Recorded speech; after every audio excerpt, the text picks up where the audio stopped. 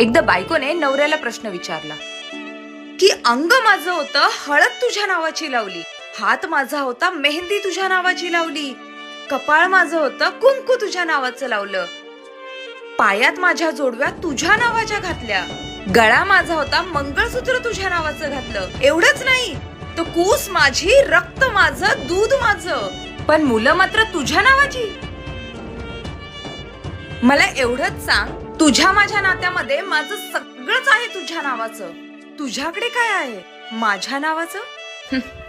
ह्या बायकोच्या प्रश्नाला नवऱ्याने सुंदर उत्तर दिले. हे नातं तुझं माझं नाही, हे नातं आपल्या दोघांचं आहे. मन जरी माझं असलं तरी त्यात प्रेम मात्र तुझ्या नावाचं आहे.